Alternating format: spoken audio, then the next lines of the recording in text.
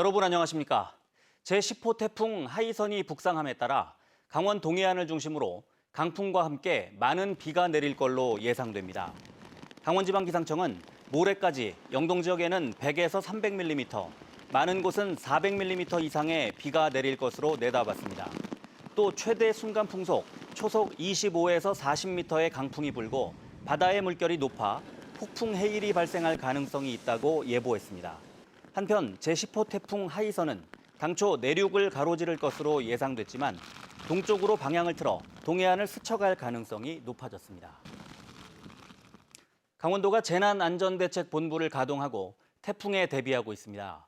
특히 제9호 태풍 마이삭으로 많은 피해가 발생한 동해안 지역에 2차 피해가 우려돼 오늘 긴급 대처 상황 점검 회의를 열고 총력 대응에 나섰습니다. 강원도는 응급복구와 침수 지역에 대한 차단벽 설치, 배수 불량 지역 양수기 추가 배치 등 집중호우에 대비하고 월파를 대비해 위험 지역 주민들에게 사전 대피와 어선 피항 조치를 당부했습니다.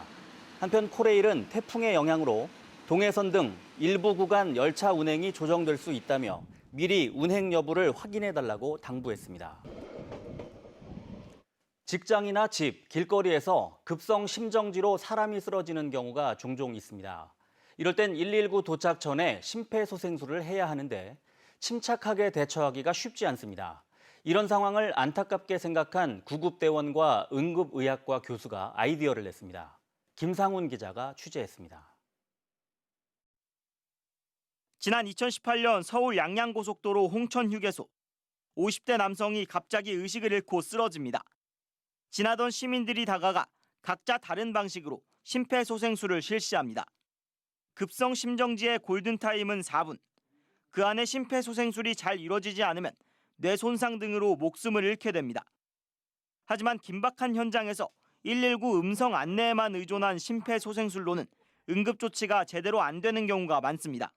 음성으로만 하다 보니까 신고자분들이 못 알아들으시는 경우가 굉장히 많아요. 어디를 눌러야 돼요? 어디에 앉아요? 안타까운 사고가 잇따르자 구급대원들이 아이디어를 냈습니다. 이른바 스마트 CPR. 신고자에게 심폐소생술 이미지를 문자로 전송하는 간단한 방법인데 앉는 자세와 압박 지점은 물론 깜빡이는 화면으로 박자를 맞출 수 있게 도와줍니다. 실제 효과가 있을까? 심폐소생술을 잘 모르는 일반인을 대상으로 실험을 해봤습니다. 먼저 음성만 듣는 경우 신고자분 양손을 포개 가지고 환자의 가슴에다가 놓으세요. 네. 신고자가 압박 위치와 자세를 잡아보지만 쉽지 않습니다. 손깍지도 제대로 끼지 못한 탓에 결국 0점이 나왔습니다. 이번에는 문자로 이미지를 전송받아 따라해봤습니다. 그림처럼 손에 깍지를 끼고 박자에 맞췄더니 73점이 나왔습니다. 이렇게 이미지로 보면서 하니까 손 모양이나 이 위치를 정확히 알 수 있어서 구급대원과 의사들은 스마트 CPR이 더 많은 생명을 살릴 것으로 기대하고 있습니다. 보면서 들으면서 심폐소생술을 하기 때문에 좀 더 고품질의 심폐소생술이 이루어질 수 있고 좀 더 좋은 예후를 갖다가 기대할 수 있다라는. 또 코로나19로 시민을 대상으로 한 심폐소생술 교육에 큰 차질이 생기면서 소방당국은 대체 수단으로 스마트 CPR을 활용할 방침입니다. MBC 뉴스 김상훈입니다.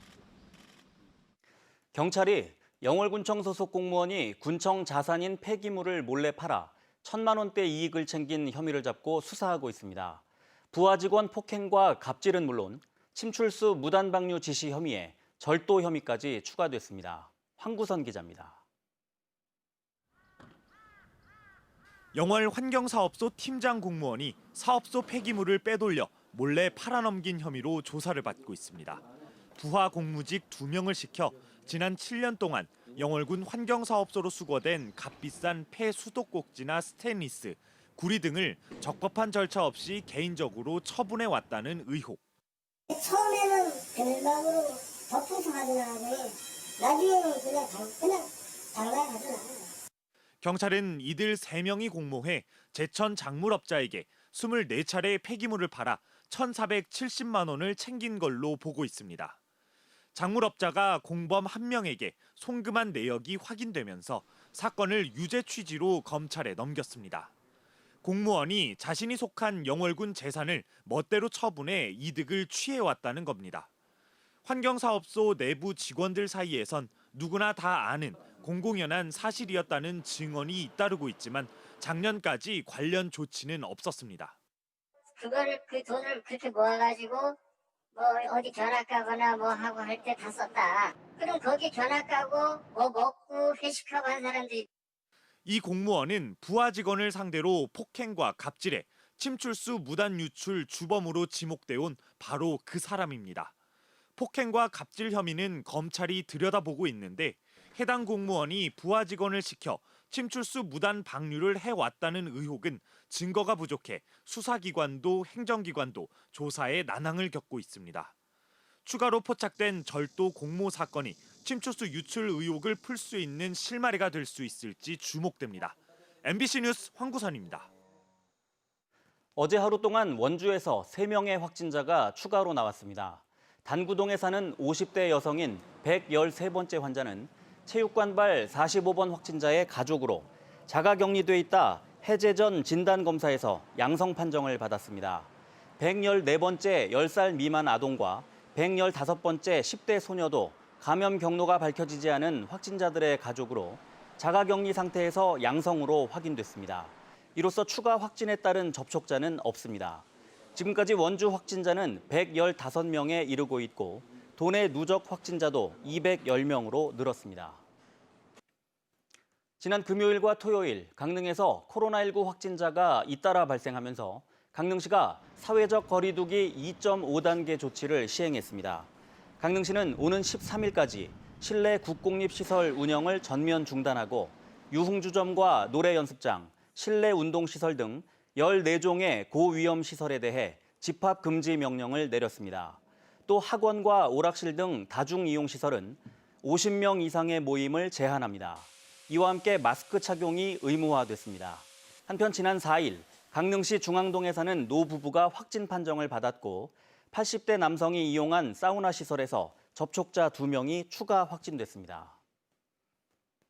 오늘 새벽 4시쯤 원주시 봉산동의 아파트 12층의 한 세대 주방에서 불이 나 인근 주민들이 대피하는 소동을 빚었습니다.